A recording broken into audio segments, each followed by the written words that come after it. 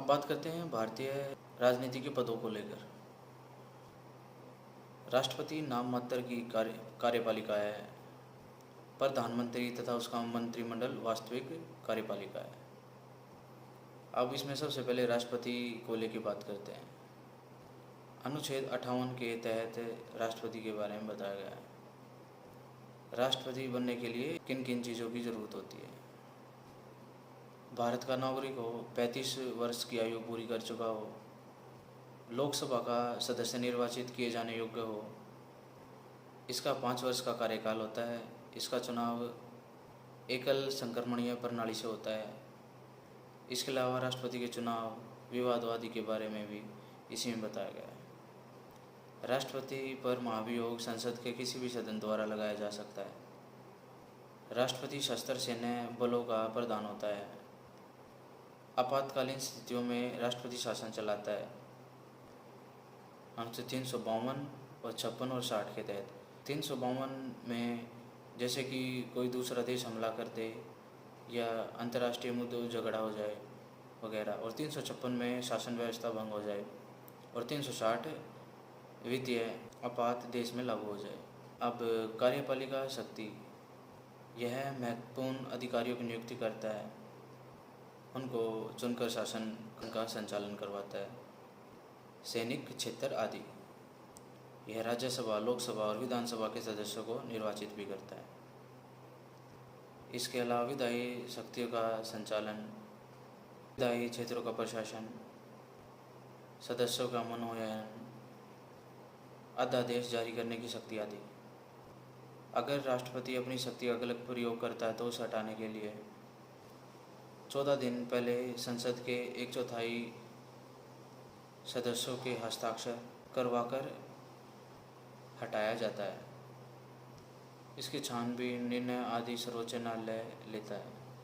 इसके बाद उपराष्ट्रपति के बारे में बात करते हैं। अनुच्छेद 63 में इसके बारे में बताया गया है।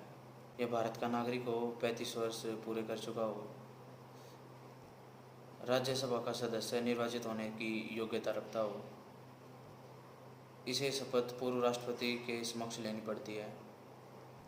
इसका कार्यकाल 5 वर्ष का होता है। यह राज्यसभा का सभापति होता है। इसका चुनाव संसद के दोनों सदनों के द्वारा निर्वाचित सदस्यों द्वारा एकल संक्रमण प्रणाली के द्वारा होता है। राष्ट्रपति की अनुपस्थिति में यह उसकी जगह कार्य करता है। इसके बाद प्रधानमंत्री और मंत्रिपरिषद, 74वें अनुच्छेद में इसके बारे में बताया गया है। राष्ट्रपति की सलाह आदि के लिए प्रधानमंत्री और एक मंत्री परिषद होगी। प्रधानमंत्री की नियुक्ति राष्ट्रपति करेगा। अन्य मंत्रियों की नियुक्ति राष्ट्रपति की सलाह से प्रधानमंत्री करेगा।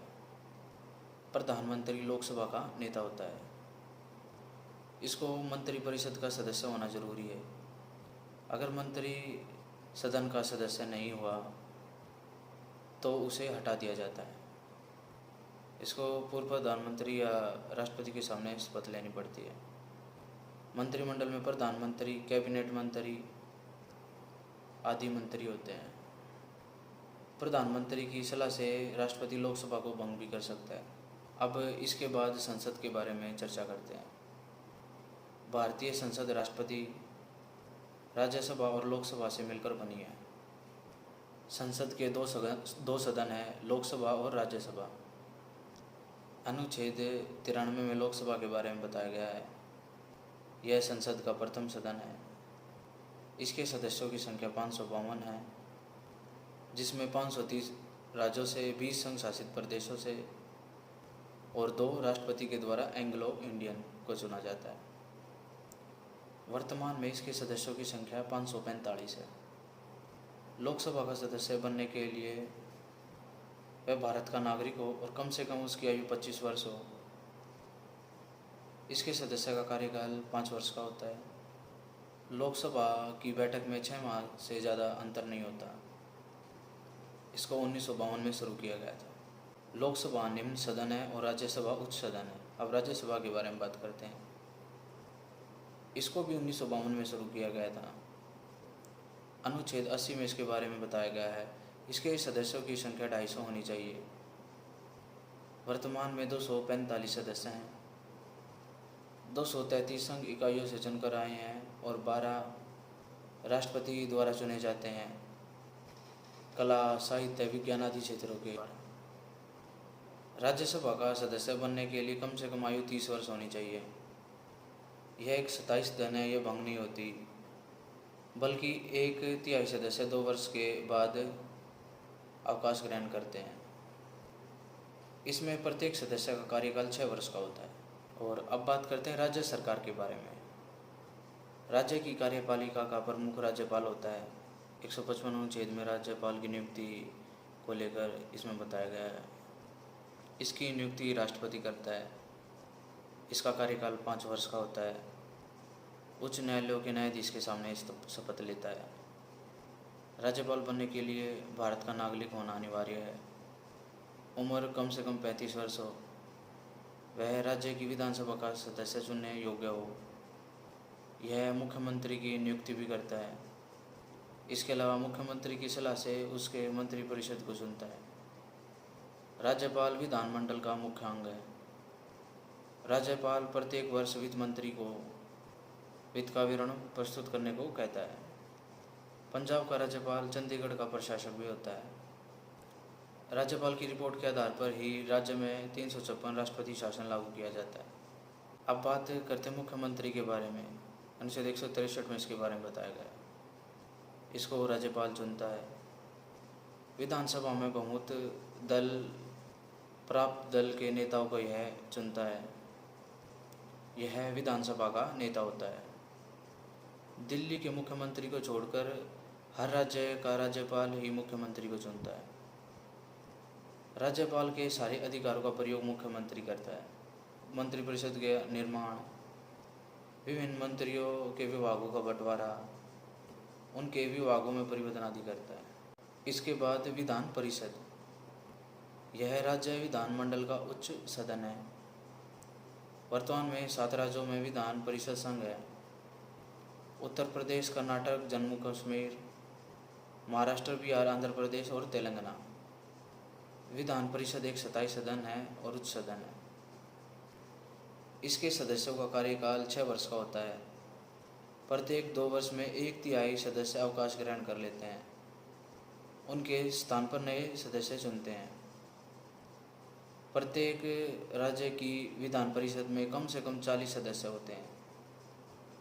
विधान परिषद का सदस्य बनने के लिए कम से कम आयु 30 वर्ष होनी चाहिए। ये राज्यों की स्थानीय संस्थाओं के द्वारा चुने जाते हैं। इसमें सदस्य विधानसभा के द्वारा चुने जाते हैं। राज्यों के जो पंजीकृत ग्रेजुएट होते हैं उनको लिया जाता है। अध्यापकों के लिया जाता है कम से कम 3 वर्ष कार्य कर चुके हों। और राज्यपाल द्वारा कला, साहित्य और विज्ञान से चुना जाता है। अब बात करते हैं विधानसभा के बारे में। विधानसभा विधानमंडल का निम्न सदन है। इसके सदस्यों का चुनाव राज्य के मतदाताओं द्वारा होता है।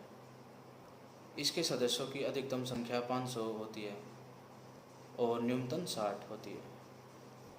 और इनका कार्यकाल 5 वर्ष का होता है। और विधानसभा का सदस्य बनने के लिए आयु कम से कम 25 वर्ष होनी चाहिए।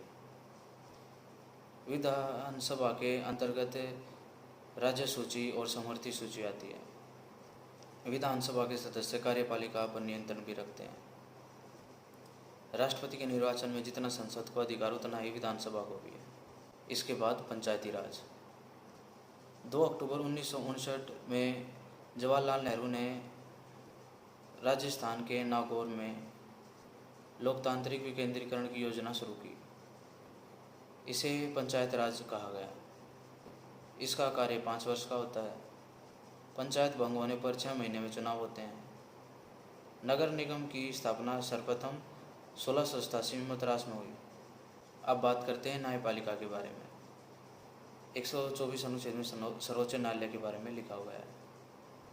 भारत की न्यायिक व्यवस्था इकहरी और एकीकृत है, जिसके सर्वोच्च स्तर पर उच्च न्यायालय है जो दिल्ली में है। इसकी स्थापना, गठन और आधिकारिक शक्तियाँ संसद के पास हैं। इसमें एक मुख्य न्यायाधीश और 30 अन्य न्यायाधीश होते हैं। न्यायाधीश की नियुक्ति और शपथ राष्ट्रपति करवाता है और ये राष्ट्रपति की शपथ दिलवाता है। इसका कार्यकाल 5 वर्ष का होता है। इसे संसद के बहुमत के आधार पर राष्ट्रपति द्वारा हटाया जा सकता है।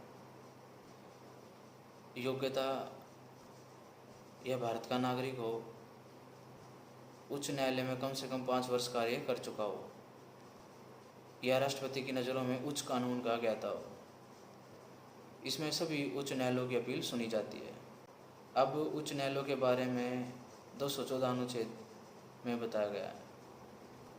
हर राज्य में एक उच्च न्यायालय होगा। राष्ट्रपति आवश्यकता के अनुसार न्यायाधीशों की संख्या बढ़ा घटा सकता है। इसके बाद नौकरशाही और पुलिस ढांचा। नौकरशाही हमें अंग्रेजों से विरासत में मिली है। देश की सेवा को 3 भागों में बांटा गया है।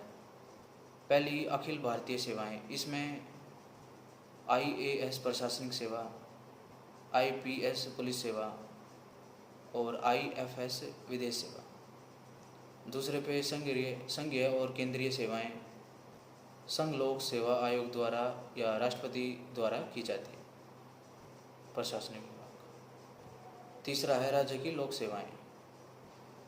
सरकारी कर्मचारी राज्यपाल द्वारा राज्य लोक सेवा द्वारा चुने जाते हैं। भारतीय पुलिस संगठन 1861 में बना।